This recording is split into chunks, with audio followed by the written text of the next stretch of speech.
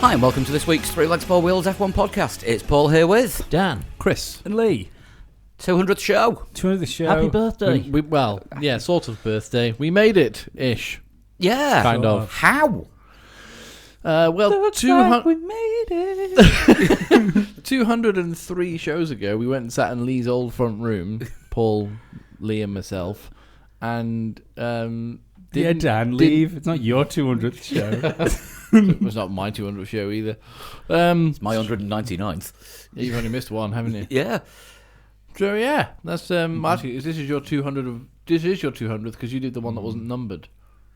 Technically, yes. The Australian Grand Prix. It's all it's like the 1000th Grand Prix F1 race. Yeah. World Championship race.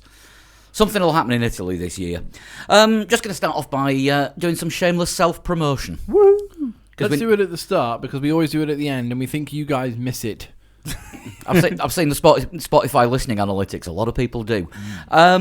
We couldn't actually do these shows, let alone 200 of them, without support from all our listeners. And the easiest way to support us is by signing up to our Patreon, which gets you an extra show every week, and you can sign up from as little as $1 a month. And if you just go to patreon.com/3legs4wheels, you can sign up there, and there's plenty of extra content that we make available.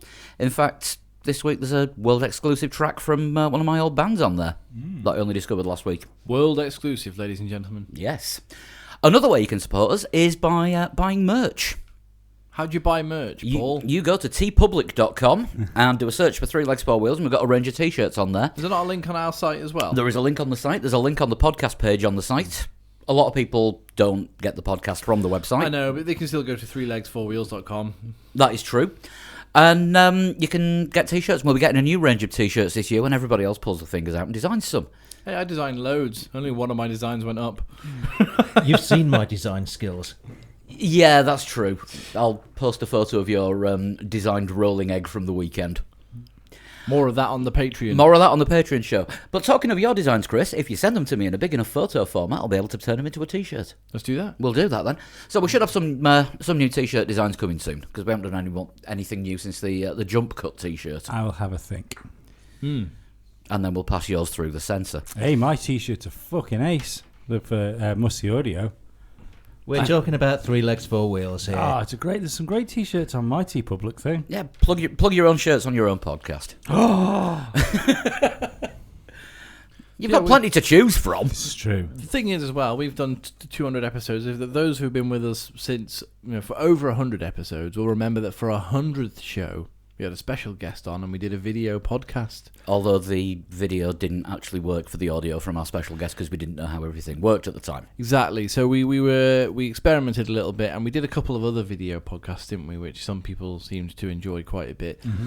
But in real life, away from the podcast, things have been very busy and a little bit fraught so far in this Formula One season. Lee nearly died. Little bit. And the rest of us have just got other stuff going on. So we haven't managed to put anything together for the 200th show. But it would be a little bit wrong of us not to do something a little bit special for you. So I'm just going to throw it out there and say, what do you want us to do? This is dangerous. It is a bit dangerous, which is why I like it. And if the answer is video podcasts, then we're going to start a Kickstarter to buy Lee some fucking light bulbs. Because at the moment, this looks like a hipster's chi room.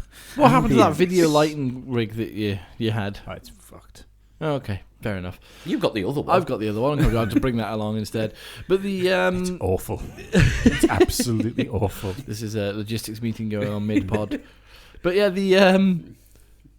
what do you want us to do? If you want to see our faces on a video pod, then that's fine. We'll do that again for you. So you can. Was it live on YouTube? We did it. It was live on YouTube. The ones that we did. It was so long ago now, I can't really remember. About 100 shows. Nearly 2 years. If people do want something like that as well, they could let us know whether they think we should stream on YouTube or Twitch as well. Yeah. And there's a whole load of other get creative with your I've ideas. had to sign up for a Twitch account because somebody signed up using my email by mistake. So I had to get in touch with them and say, that's not me. So they said, do you want the account? It's like, yeah, might as well. I don't know what I'm going to do with it, but it'll stop anybody else signing up. Now Paul's a cam girl. Exactly. So yeah, be creative with your ideas. Get them to us through Twitter at 3legs4wheels is our main one. Yeah, or you can drop us an email, 3legs4wheels@gmail.com. Facebook messages, just go to facebook.com/3legs4wheels and you can send a message there. So there's plenty of ways of getting in touch with us. Yeah. And if you do send us a message on Facebook, come and like the page as well.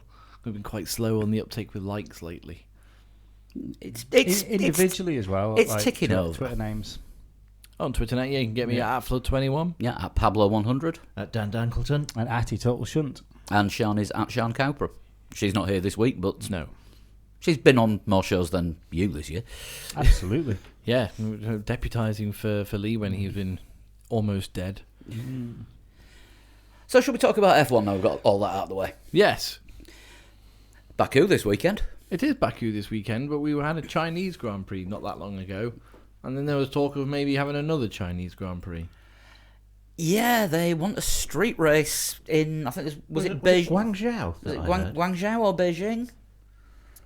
I don't know. I mean, Guangzhou is like the that's like the Chinese version of Silicon Valley. That's where all the IT companies are.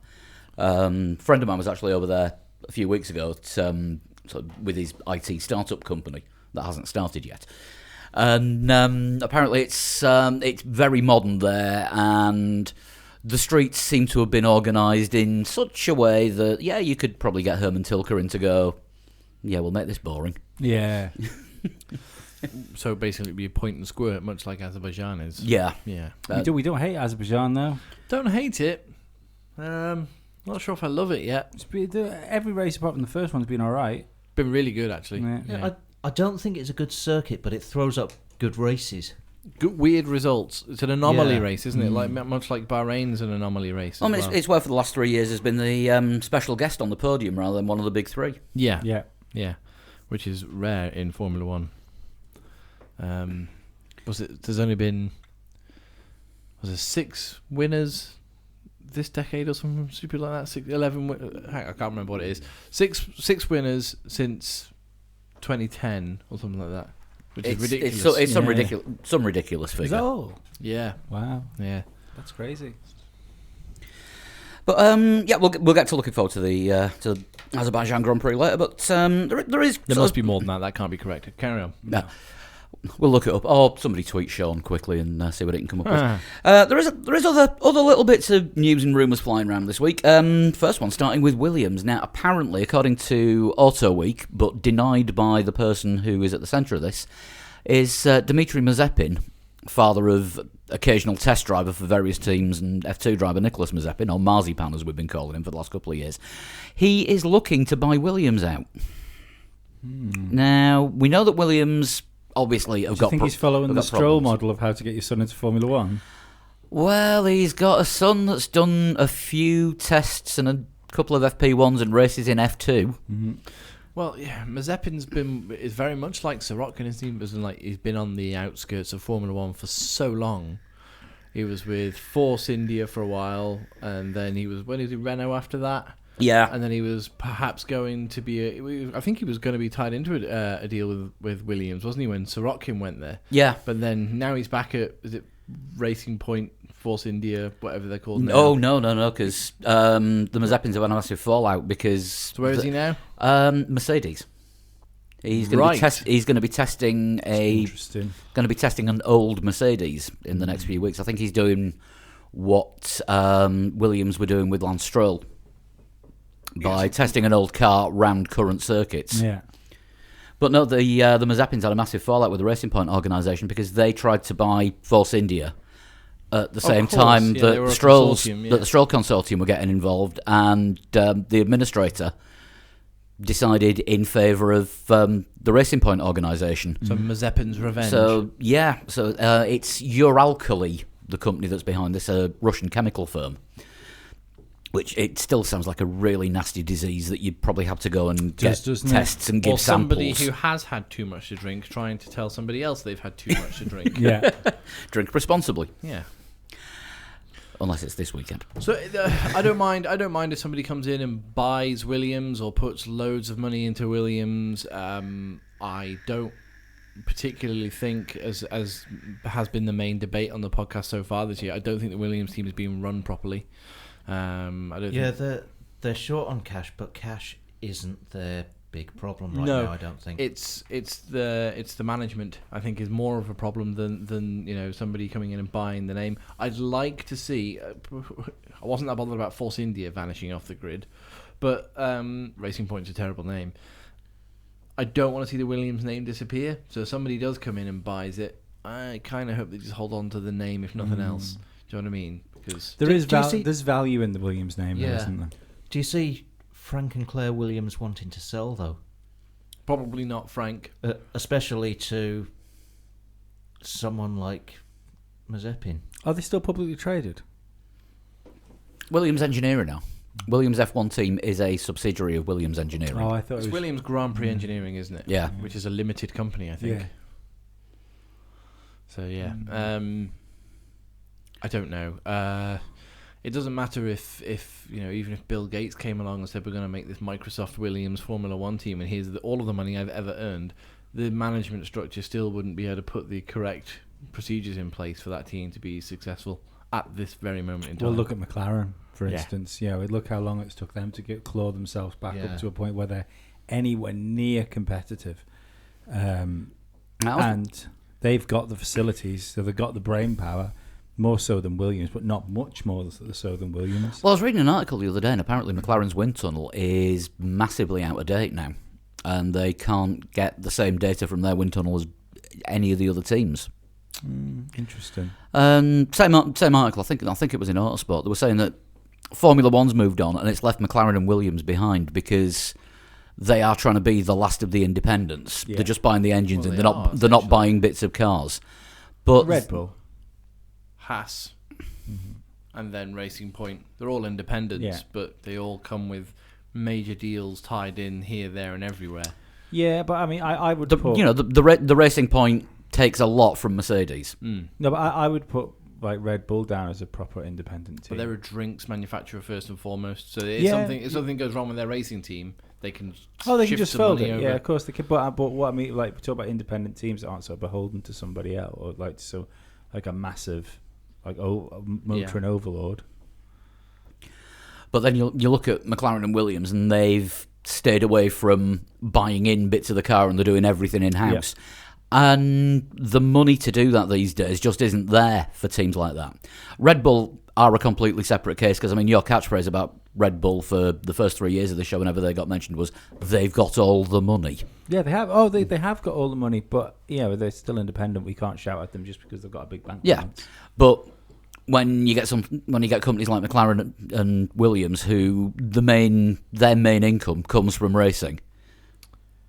Yeah, I mean, I think I don't know. They're an engineering company as well, aren't they? But I think the worrying thing for McLaren is, if we look at it as Formula One fans, I don't know if their owners are as romanced by Formula One as probably what we would like McLaren to be. You know, I think if McLaren could be pulled out of Formula One if a business decision worked for them, you know, if they were in IndyCar and doing really well in IndyCar, or their road cars started doing really well in the new Le Mans series, which is going to start. I think that's going to be interesting, that Le Mans series.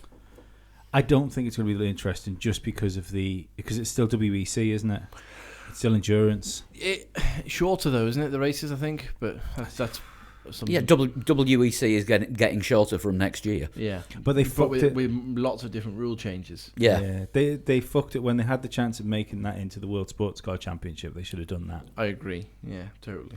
Yeah, as I say, I'm not against anybody pouring money into the Williams team, and not against really anybody pouring any money into any team. But when a team is right at the back, like Williams is at the moment, money, as Dan says, is not the problem.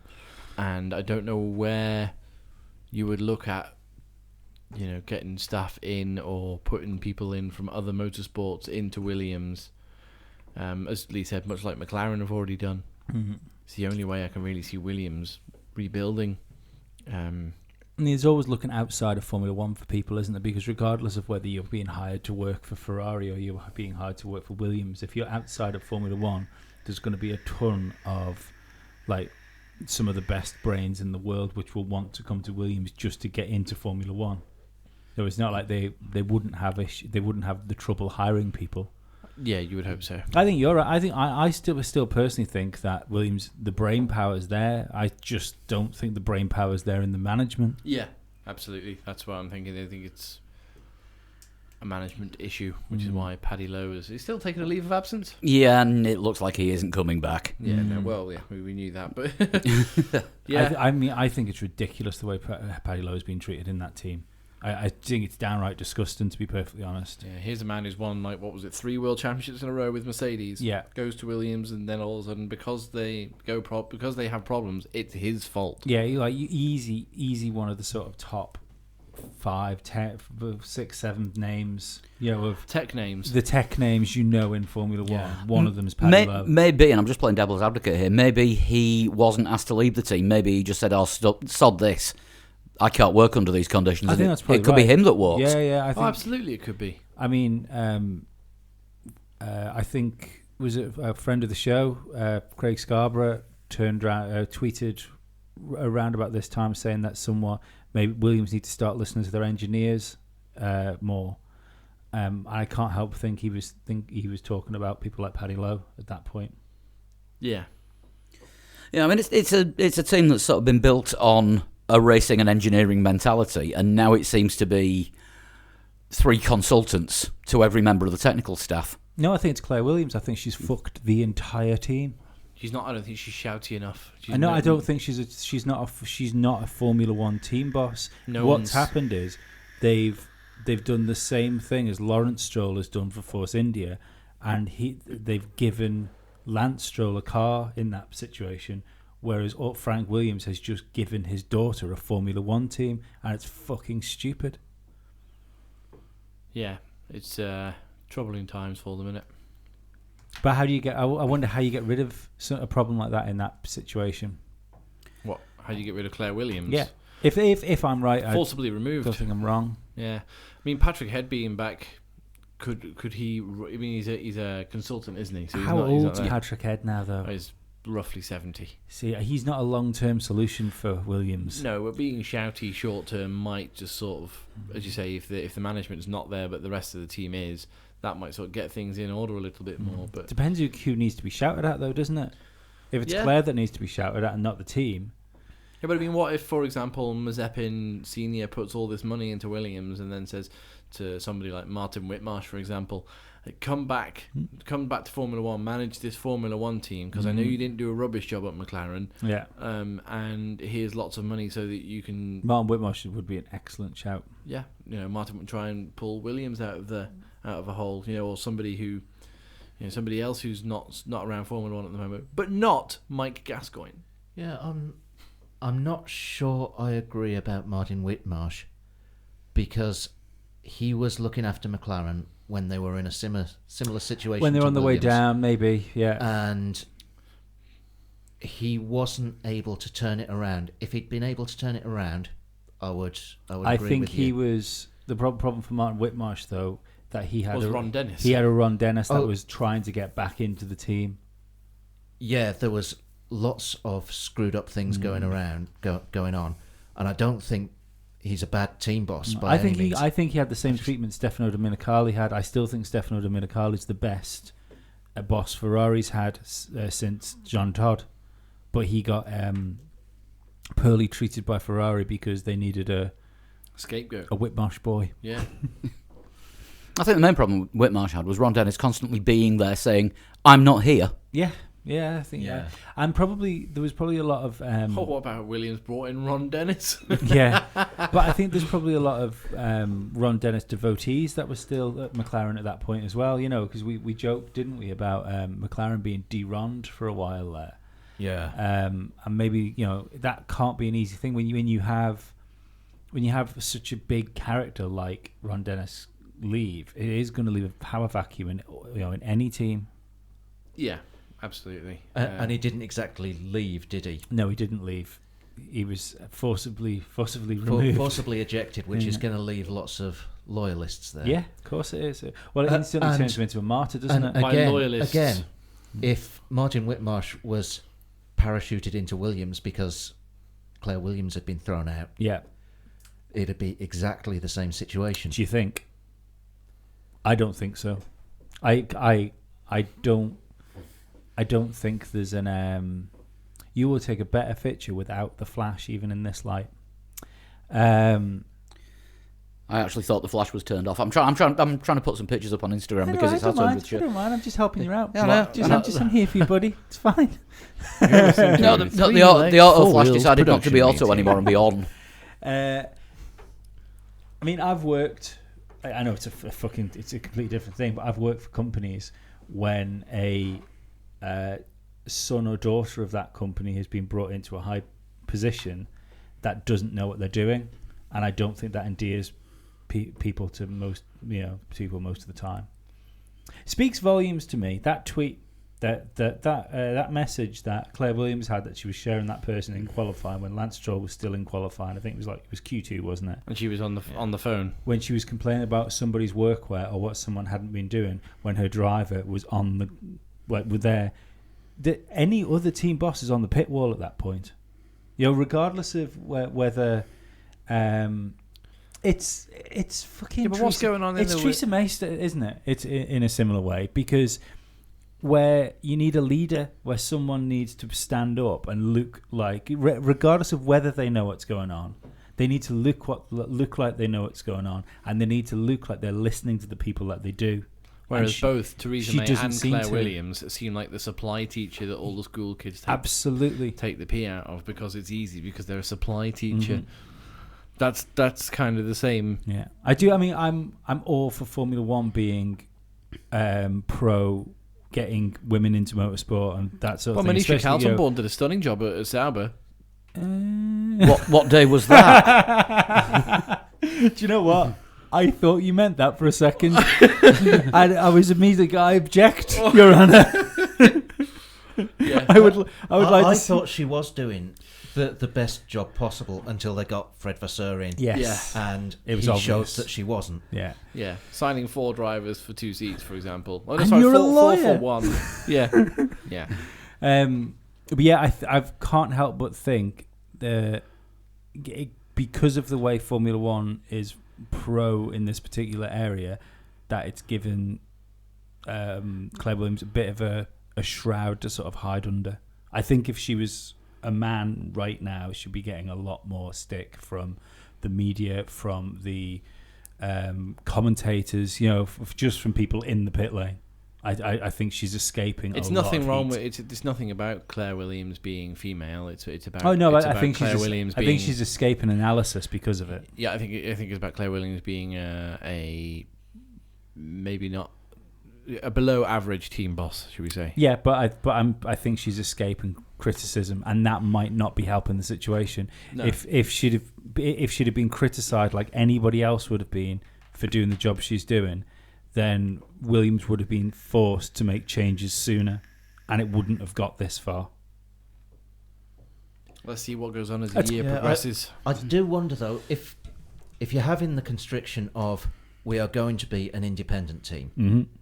which Claire Williams is saying, and I think probably Williams' team want to be an independent team. Yep. Then is it possible to do any better than they're doing? Yes. You can be Force India. You can be Haas. I know they're buying bit. Haas especially are buying bits. Both of those have taken a lot of assistance from the factory teams. I think, given the engine that car has in it, and given the engine it's had in for a while, and then let's not forget where Williams were. I mean, I predicted this when Williams came second in the World Championship, in the constructors, that they would eventually fall all the way back down to the back of the field. Yeah. But they've never been this far behind. No, but these problems have been growing, and it's been obviously they've been growing.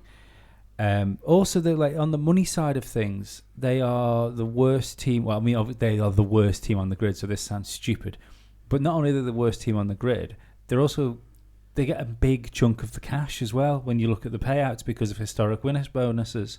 They're not on like what you call it, Force India money. They make more money than Force India. Yeah. It's they also, I think they sell more tech to the other teams as well. So that's a revenue stream for them. Money is the issue for Williams if they want to compete. But to be a mid-grid team, I don't think money's the issue. I think they can not be right at the back of the pack. They can be with Toro Rosso. They can be with those cars. Yeah, they should be, at least, but they're not at the moment. It'll be interesting to see how that unfolds, because that's not going to be a story that sort of gets solved in a couple of days, is it? That's going to be a This one's going to run and run, and if it runs. Yeah, if it runs, because I mean, Dmitry Mazepin has denied that any talks took place in Shanghai, which is what Auto Week reported. Seems weird, but yeah, he was there, and you've got to wonder, no smoke without fire, and never believe anything until it's been officially denied. And it's been officially denied. Yes. So all we need now is a Williams to officially deny it. That will be the perfect storm. It will be. And then within 3 weeks of that, an announcement will be made to the stock exchange. Yes. The other thing that I did see about Williams this week is that George Russell's saying maybe it's better to run things at 98% rather than going flat out because the car's too unpredictable. Makes sense, though, doesn't it? It does. Yeah. Dial it back, get more predictable and solid results. Maybe not, 2% slower might mean getting 2 cars over the line every race and picking up a point at, That is what they did last year when they were really struggling with the drivability of the car. They put simpler, slower parts on and started getting better results. Yeah. Yeah, the main criticism that George Russell's levelled at the car is about its unpredictability. You don't know, he doesn't know how it's going to handle from one corner to the next. And he's been saying that he could do better in qualifying if the car was more stable and more predictable. I think when he was talking about qualifying, he actually meant himself. He said he hasn't got the most out of it, but he says there's room he can make to improve himself in qualifying. Yeah, because of the unpredictability of the car. He's not driving the car to the best of his abilities. This is George being media man. Yeah. But because the car isn't there for him to be able to do it to the best of his he thought abilities. He could have Stroll at the last race, didn't he? When you listen to him after qualifying. That'll be embarrassing when that happens. Williams beat Stroll. Yeah. Might happen this weekend. Unlikely. No, Stroll's pretty good. Yeah. He's pretty good around the street circuit. Well, it's go in a straight line, turn 90 degrees, go in a straight line. I think it's slightly more complicated than that, but yes. First two sectors are. Yeah. Let's see, what have we got next? You've just written Gerhard Berger. Cafe choice. Because I wrote the actual burger. Oh, you did write down burger as in hamburger. Yeah. Yeah, he's had a few things to say about the way that Ferrari are running things. And we like Gerhard Berger. We fucking do. But yeah, mainly because he swears an awful lot, but also because he's a man who's not attached to anyone in particular. Okay, he was Toro Rosso team boss like years ago, but he's not particularly attached to a driver. He doesn't have any children racing in Formula One. He's not attached to a sponsor. He's not attached to a team. He drove for numerous teams up and down the grid, and he says whatever he likes without repercussion because he's not attached to anybody or anything. He's just a well-rounded personality. Yeah. He's not saying things with a background agenda. Yeah, absolutely. He says things because they're in Gerhard Berger's head. And what he has been saying is... Not now he doesn't want to, or he can't have Toro Rosso. He was looking at buying it, wasn't he, a couple of years ago. But the thing he's been saying is about Ferrari's team orders and why he thinks that he can't see why Ferrari are prioritising Sebastian Vettel at the moment so early on in the season when you've got Charles Leclerc, who isn't a dead cert number 2 driver. He could very easily win races and win a championship for Ferrari, but they're already giving the other driver a priority so early in the season. And Gerhard Berger cannot see the reason behind that. We've already spoken about it on the podcast, but now we've got at length. Now we've got official Formula One ex-drivers saying it as well. Ex-Ferrari drivers saying it twice. No, he hasn't said it twice, but he's been in Ferrari twice. Yeah, and McLaren twice. Yeah. Keeps having to go back to apologise. Sorry if I offended anyone the first time. I'm fucking sorry. Oh shit, done it again. I think he's got a point because Ferrari at the moment have got 2 fast drivers. It's just that one of them is a little bit more, I'll say, precious than the other one, and it's not Leclerc. Yeah, I wonder if it's something written into Seb's contract. Although Lee's got a theory about Ferrari management. The man Bonotto that's took over, he's like a lifer Ferrari man, He was Michael Schumacher's chief engineer, I think. And I can't help thinking, with him being there at the glory years, that he's trying to run that team like he's seen it run by Ross Brawn and Jean Todt. It's just not. It's not the same era. The sport's moved on so much. You mean like prioritising one driver and making sure... It's not the same lineup. No, but you can't... It's such a difficult position for Ferrari. I do think they're doing the wrong thing. I think they should let the drivers race at least for the first 5 races, surely, and see what the results are. But you would put fancy Vettel at giving you the best chance of winning the championship over the course of the season. But look at last year. Exactly. That's what I'm saying. There's too many. There's question marks over Leclerc, but I can't see what they're doing to him that's going to help him. In fact, this could genuinely destroy a future world champion's chances of being a future world champion if it keeps going like it's going. I don't know what the best solution is. I think they'd have crashed into each other if they'd have carried on racing like that. And I think that's what it's going to take. I think it's going to take a double Ferrari finish, non-finish. Sorry, Hasn't happened very often, has it? That it's like it was Singapore 2017. Was the first time in 50 years? Yeah, It was something ridiculous like that. It was crazy. Yeah, but I think that's why. But apparently that was all Verstappen's fault anyway. No, it wasn't. But I think that's why they threw Charles under the bus so harshly. Yeah, was to just get him out of the way, even if it got him behind a Red Bull. Yeah, I mean, does Charles really need to go to school, in inverted commas, where he has to learn how Ferrari works and the Ferrari ways before he's given the opportunity to?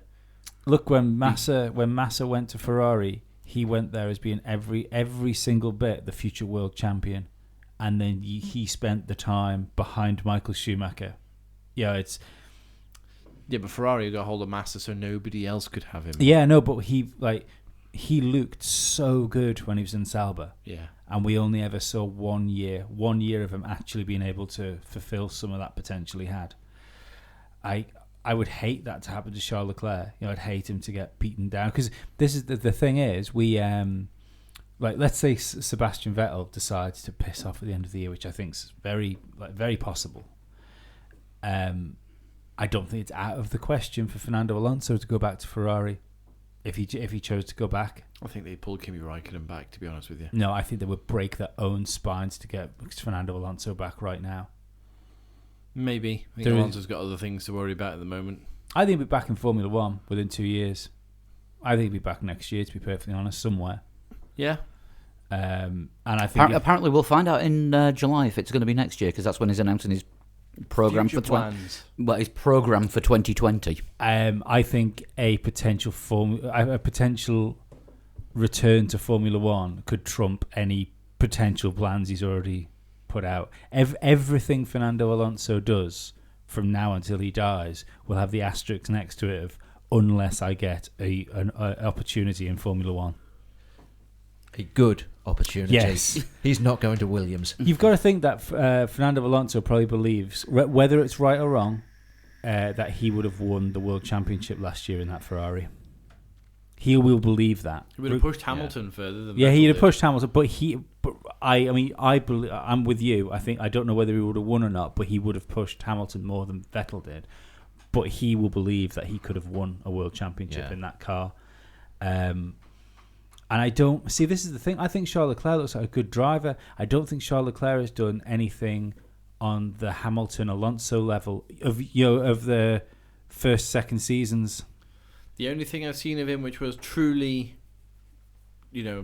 breathtaking and whoa, that's special, was in Brazil when qualifying, when he didn't think he could get any more out of the car, and they said okay. It was a great lap. Yeah, and he said okay, box, and he went no, I'll give it one more lap. And he got the Sauber into Q3. But the thing is, the reason he did that and the reason it looked like he couldn't do it is because he's fucking rubbish at pinging sectors together. So the potential lap time was there for him, but he'll do 2 good sectors and then the third will be off, or he'll do a good first and a good third, and the second sector will be off. He all the way through his Sauber career, his qualifying was a bit fucking shaky. Yeah. I think on that day, he did what he probably should have been doing on some other races, you know, by pinging the sectors together. I mean, I like Charles Leclerc, and I think he could be a really good driver, but this is the problem he's got. Is I don't think he's been enough. I don't think he's done enough to look like he should trump a multi-time world champion. But Vettel's pace isn't the pace of a multi-time world champion. I was just going to say Vettel needs to drive like a multiple world champion to get the special treatment that a multiple world champion deserves. At the moment, and I'll probably get slated for saying this, but at the moment, Vettel is getting the treatment that he's getting from the team just because of who he is, and not what he's doing. Absolutely, he's getting it on reputation and not what his acts are. I wonder if that moustache has zapped some of his power. It's gone now. The moustache is gone. The moustache is gone. Was it a tribute to his dad, wasn't it? He had a beard and he shaved his beard off and had a moustache. He thought, I look like a bit like my dad. I'm going to leave it. Okay. But yeah, the tash went after China. Okay. Because Ferrari put a photo out of Vettel and Leclerc at Maranello on the Tuesday after the race. Of course, it happened on a fucking Tuesday. Yeah. And it's not really news, though, is it? It was the closest. No, thing. it's not news. It was the closest thing to news last Tuesday. It fucking shouldn't be. I did also see that Sebastian Vettel gave Martin Brundle some coaching tips on something that we'll see later on in the season, in between China and Baku, where Brundle drove the 2009 Ferrari round Maranello. And I thought it was strange that Vettel was giving him coaching tips on how to drive that car, because Vettel didn't drive that Ferrari. No. I'm sure he has done. Well, he may have done on some sort of track day or something. Maybe. What, tyre testing? Maybe. I'm calling it now. I'm calling Fernando Alonso to Ferrari next year. Confirmed. The more I think about it, the more sense it makes. I think they pull Kimi back from Sauber. But what for? If they needed. But wait, I mean, oh no, you want. It depends what Charles Leclerc does over the course of the year. Oh yeah, Charles Leclerc will be leading the team. Well, I'm not saying Kimi will be leading the team. I think if Vettel goes, I think that's why Kimi's there for 2 years. But I just can't. I can't see Fernando Alonso knocking that opportunity back if it was to come up. Yeah. Well, it looks like he's going to be leaving WEC. So his mission's done, isn't it? Mission complete. Yeah. His mission was to win the Le Mans, and he's won Mission 1 now. Yes, I like that. You don't say much, but when you do, it's gold. Yeah, mission 1 now, as in that's all he's got left to win. Yeah. I bet he'll have a better tomorrow on his overalls at Indy, won't he? No, they're using the Vipe sponsorship, and they've got to have a health warning on it as well. Oh, right. What's Vipe? It's the product that Better Tomorrow is. Is it? It's BAT's this. Right.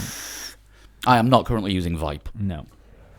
If they want to sponsor us, I'll be happy to vape their products on the show. Oh, if anyone wants to sponsor us, get in touch. Send us to a race. We'll provide you with amazing content. Ching.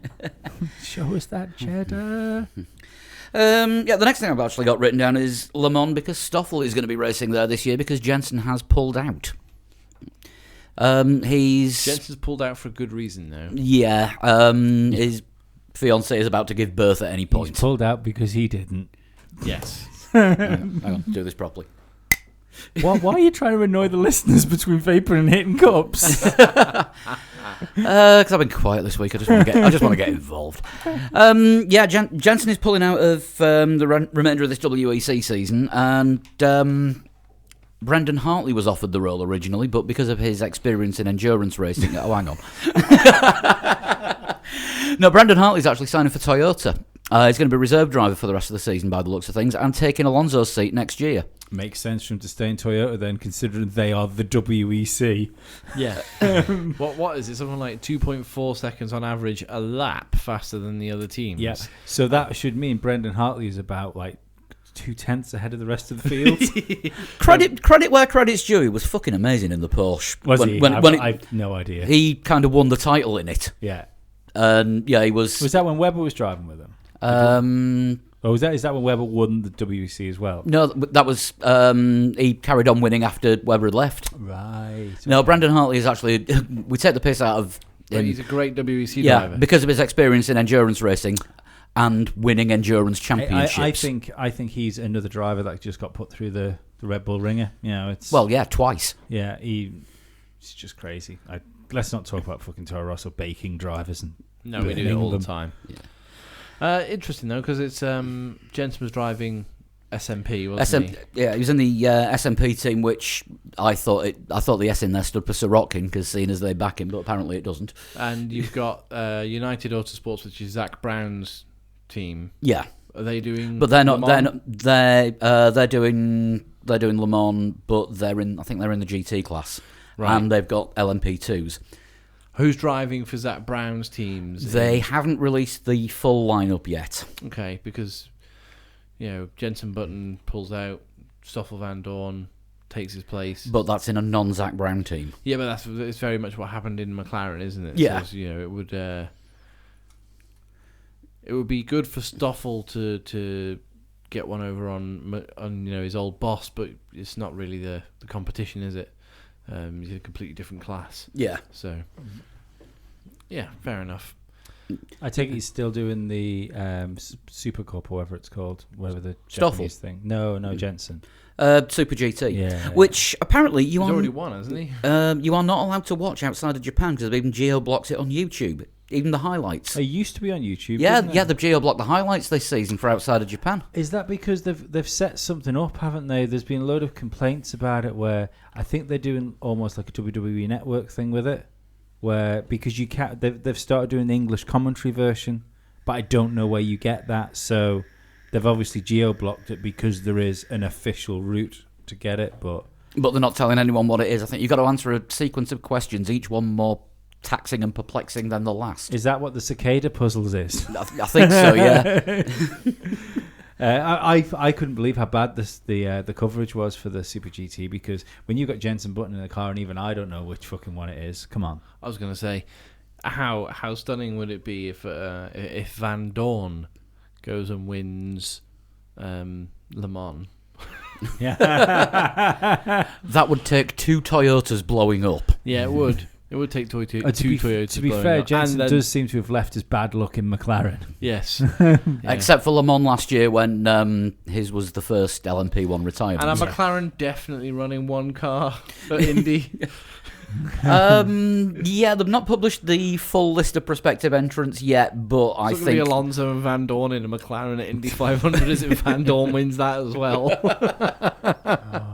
No, that would involve Van Dorn beating Alonso, and that is apparently a constant in space-time. The only way that could happen is if Alonso doesn't finish. I thought you were going to say a different word then. I was going to agree.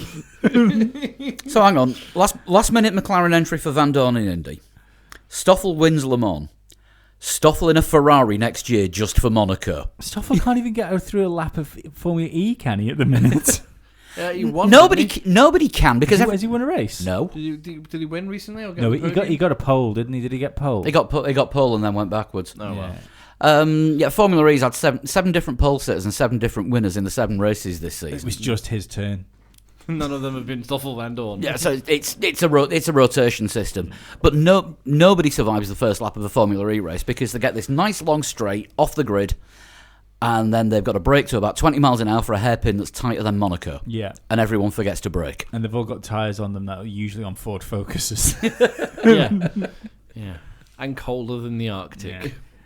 It's so weird, isn't it? Like all motorsports try and be road relevant and stuff like that, but realistically, Formula E needs to lean back a little bit on the road relevance. At least give them slick tyres. Come on. Well, yeah, that's the bit of the road relevance that doesn't need to be in the No, sport. it doesn't.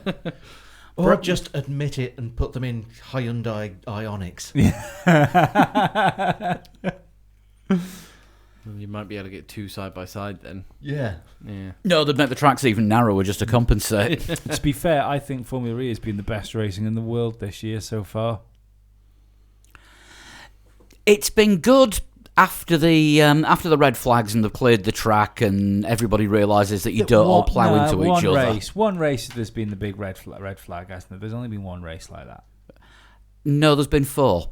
There was 1 red flag in the first 48 Formula E races. No, but the like this year, there's been 1 red flag which caused like a massive amount of time, like real issues. No, there's been 4. No, but they were over quickly. Well, the one in Italy, the red flag period lasted longer than the race was due to. Yeah, that's the one I mean. Yeah. Mexico was a long one as well. Oh, was it? Yeah. Oh, right, okay. There's been many stoppages. Yeah. I don't Stoppage Van Dorn. I don't particularly mind that, to be perfectly honest, as long as like the racing's close. You don't mind long red flag periods because it means Jenson Button wins. He usually wins, yeah.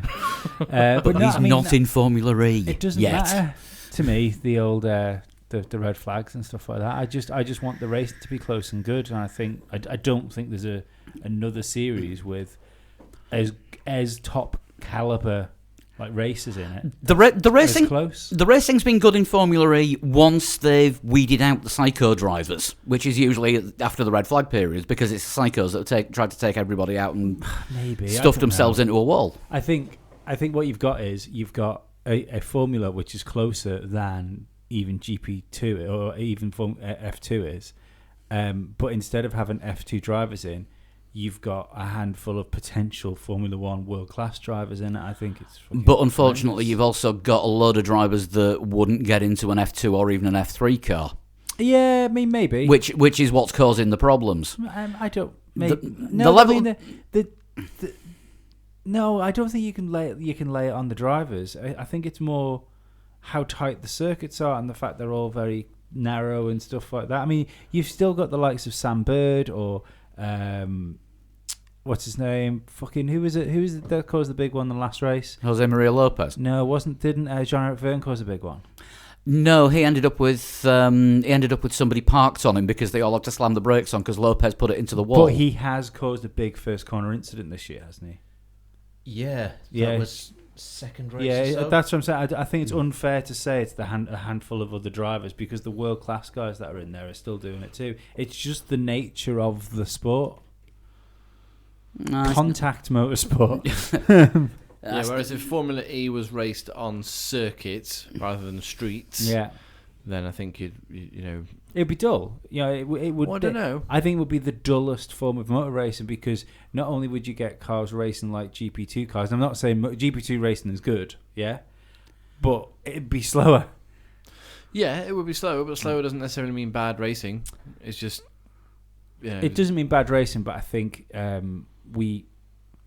slower formulas tend to be feeder series, don't they? I think Formula E looks higher than it looks to be more than a feeder series. Yeah, like a rival to Formula 1. Yeah. Okay.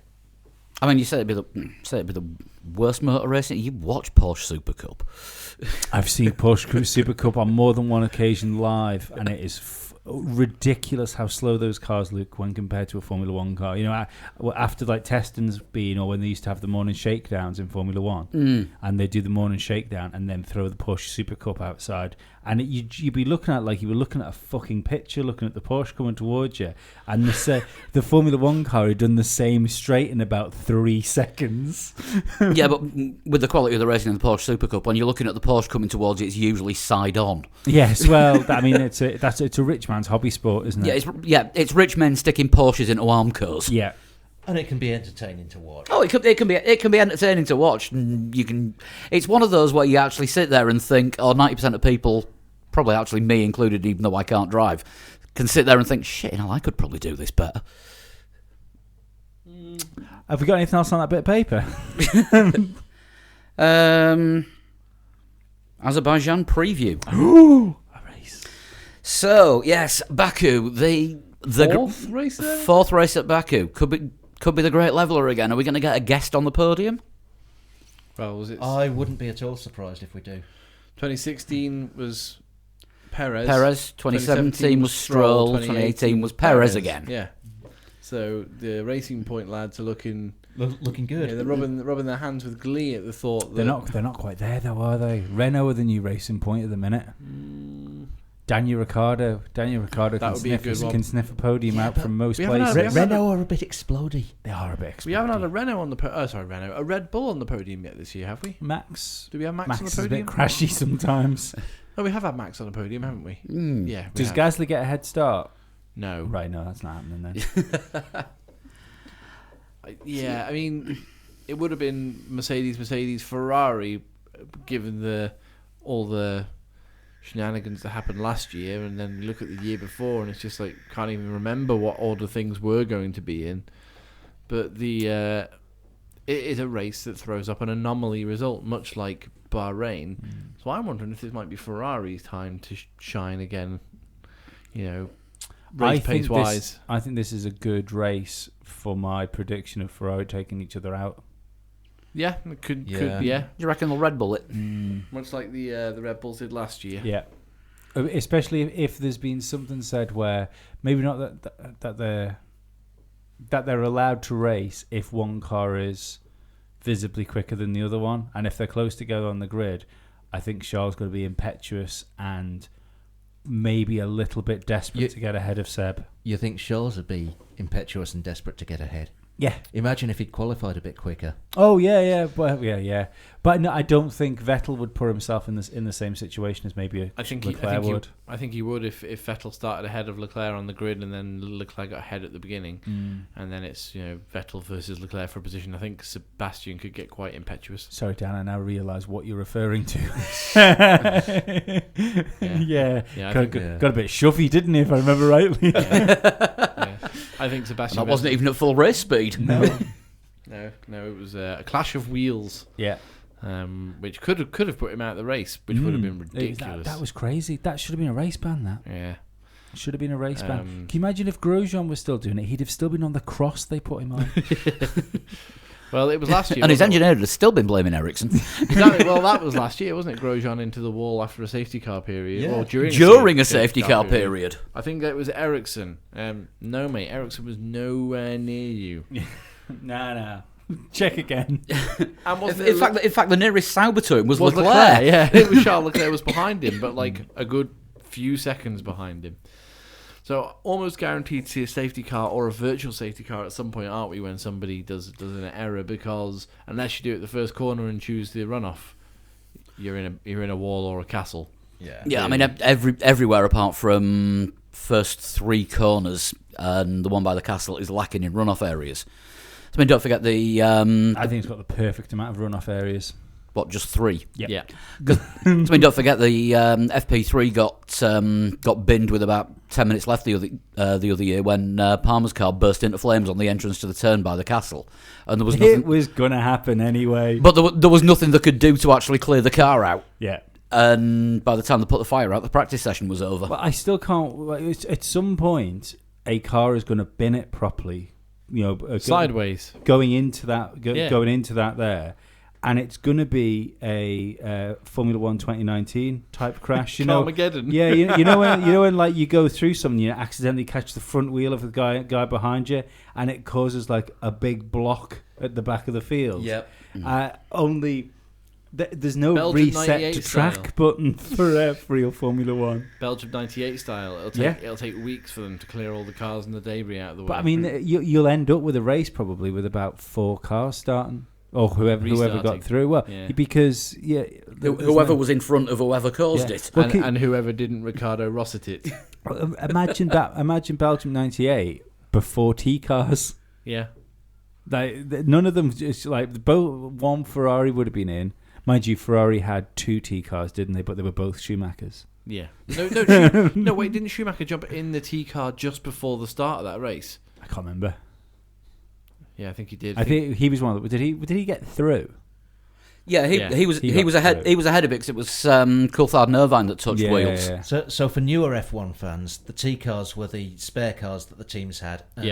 Typically set up for one of their 2 drivers. Usually the fastest of the 2 drivers. Yeah. Or Michael Schumacher. Yeah, which was strange because you're more likely to have the slower driver need a spare car, you would think. Yeah. Yeah, so it was a bit of an odd one. But the spare car was there, wasn't it? And you could jump in it at any point up to about 5 minutes before the pit lane closed or something. Yeah, because I mean, there were occasions when drivers would go out and do the installation lap on the way to the pits in the race car that they'd been in all weekend, pull into the garage and then take the T car out if there was a problem. Yeah. And you did used to see that happen quite a lot. I think it was 2004 when that stopped. Possibly. But, I mean, I haven't really missed it, if I'm perfectly honest, the whole T-car thing. Plus, it keeps costs down as well, doesn't it? Because Does. teams are taking 3 cars to race and most Williams of don't have enough bits for 2 cars. Exactly, yeah. Mostly not using that third car. So, yeah, it's... it would be a strange thing to happen at Azerbaijan, but we have seen... We have seen strange things happen. Azerbaijan. Yeah, well, Azerbaijan and Belgium '98, which was the biggest crash in Formula One history, followed by the strangest race in Formula One history. One of the best races. Damon Hill won it, didn't he? I was there. Yeah, it's going to be the hardest one of the season to call all year, I think, because... I think it's going to be a Mercedes dominance. Well, Mercedes always say, don't they, their cars don't suit Baku, yet they've won there twice. I don't understand how they can say it doesn't. All the straights it's got, and especially the start finish straight. It's like, well, that is the longest straight in F1. It's nearly a mile long. Yeah. Was it and Bottas as well? The first shenanigan year, going from last after clipping somebody, Raikkonen, wasn't it, on the first lap? Clipped Raikkonen on the first lap, fell to the back of the field, pitted, bolted new tyres on and a front wing, went out and then overtook Stroll right on the line for second. Yeah. The only thing that's bigger than that straight is the Large Hadron Collider.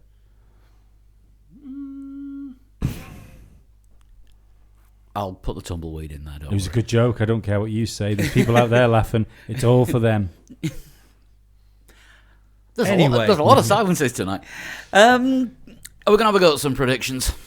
Yeah, I'll Is it go. even worth it? I'll go. It's Hamilton Bottas. Hamilton Bottas Verstappen.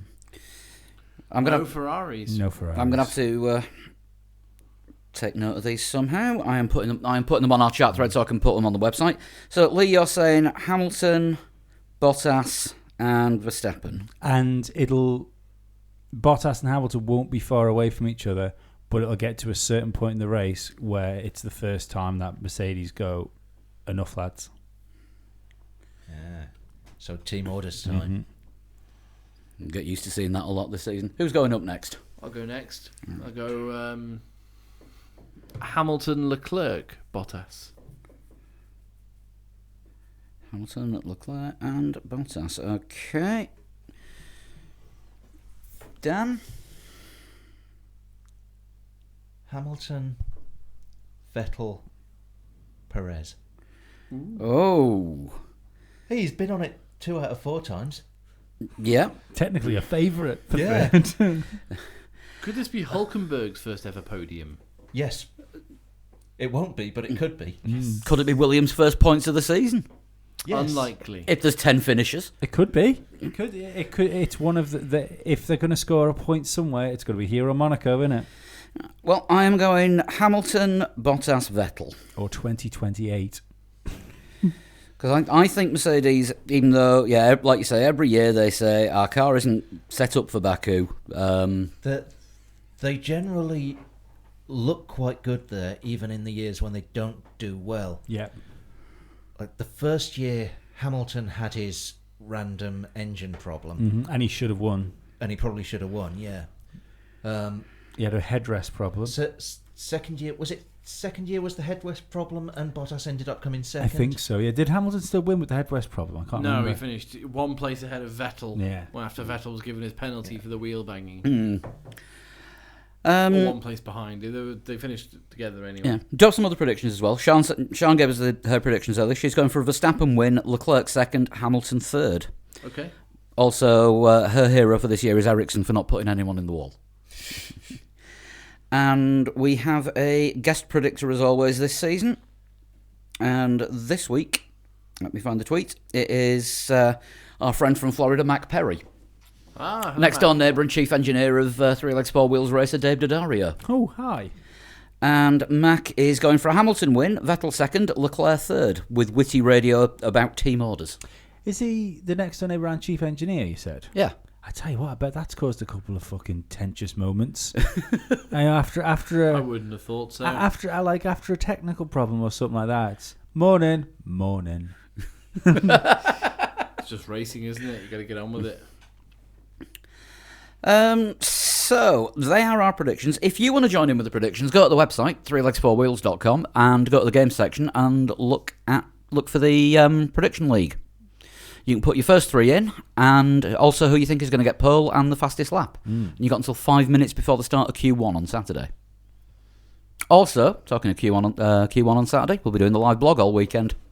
Yes, I won't be doing it on Saturday. I will be doing it on Saturday, and Sunday I'll be doing it. Chris, you'll be there. Should be there, yeah. Think so? Yeah, joining us, Dan. No, you won't be. You'll just be chipping in on social media. I'm always there on Twitter if you want to speak to me. Absolutely. So we have all that to look forward to this weekend. Shunt time. Dum dum dum dum. That's not the theme tune, by the way. No. I just decided to make noise. Now we've got this swanky new software. We could actually do a theme tune and just do an insert. Yeah, But it sounds too much like hard work. It's not like there's any musicians in the room. No. Today's one was, I think it's people. I'm going to say people, but it's not spelled the same. Pass us it here and I'll have a look. P-E-P-P-L-E. That sounds like Pepple to me. Pepple. Yeah. But I like the idea of us being like Nick People. Sounds like a rapper. Nick Pepple. Yeah. Nick Pepple's not a rapper. No, Nick Pepple's not. But yeah, he sent one in. Are you ready? Yes. Might as well be. Down. I was born Yay. in 1978. One we might get. 40 or 41? While in school, I was captain of a cricket team. British then. Or Aussie. British. Or Indian. No. Neither. Either way, until he left school, clearly not a sports fan. Yeah, no. I am taking offence to that again. As a representative of the People's Republic of Yorkshire, shut it. It's fine. I'm sure you enjoy the games, you little games. It's fine. Snooker is also a game. I know. There's nothing sporty No, about it. I don't think it's a sport. Nope. No. I have virtually no family ties to racing. So that rules out Karun Chandok. Because his dad owns the Indian Grand Prix circuit. Well, virtually no family ties, so... Webber's a bit older than that, isn't he? I think Webber's about 43, 44. Yeah. Narun Kartikeyan. Could be. Maybe. Didn't his dad own... Was it Karun Chandok's dad? It's Karun Chandok's dad that owned the circuit. Oh, right, okay. You ready? Yeah. Well, we need a guess. That was clue 3, wasn't it? Yeah. Go Kartikeyan for the first one. Yeah. Narayan Karthikeyan. Despite a successful karting career, funding prevented me from moving further in the British Formula Ford Championship. Oh, sorry. Move further than the British Formula Ford Championship. Could be anyone. Yeah. And Davidson would be about the right age, wouldn't he? Maybe. Yeah, Anthony Davidson, possibly. Could be. I have competed with the likes of Anthony Davidson and Jenson Button. Okay. Probably not. Alan McNish. Is he a bit older? Do they play cricket in Scotland? Yeah, they do. He's an unlucky man. Imagine walking into Renault after you saw what Alonso did, and then Renault went nah.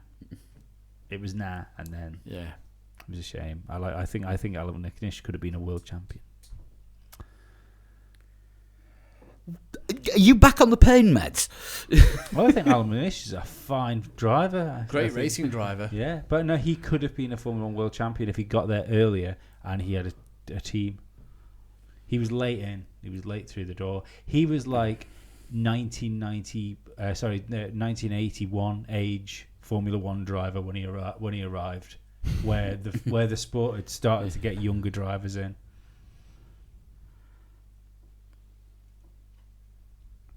Do we need another guess or? Oh, sorry, yes, 6. I've forgotten what the question was. He'd raced with the likes of Jenson Button right. and Anthony Davidson. Yeah. 1996 and 1997, I was nominated for McLaren Autosport BRDC Young Driver of the Year award. Could be any British driver in the history of motor racing. I'd like Gary a guess. Paffett. About the right age. Yeah, he is. And that's a good cricketing name, isn't it? Come on. yeah. It is. He's been bowled by Paffett. Gary Paffett, I think, is a good, solid I think that's second. a good shout. I am the winner of the 24 Hours of Daytona. I will remind you that you cannot win the 24 Hours of Daytona from a McLaren simulator.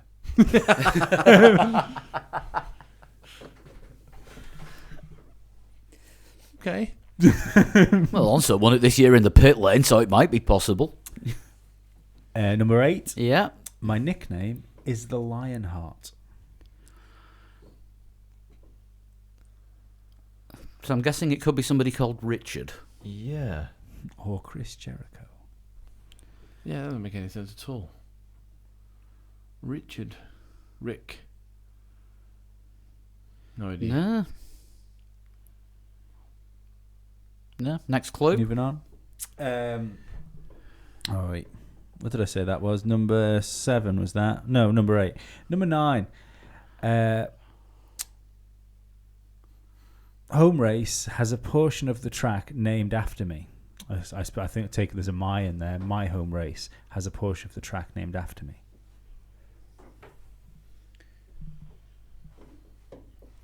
Like the Yukio Katayama Memorial Gravel Trap at every circuit. The Jolyon Palmer Fire Extinguisher Recharge Centre.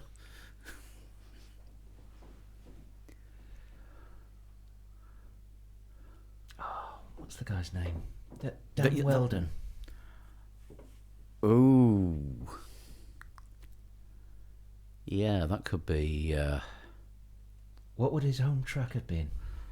That He was was number from- 9. You've got another guess as well. You'd have to give me a guess. He was from Nottingham, wasn't he? So Donington, possibly? Yeah.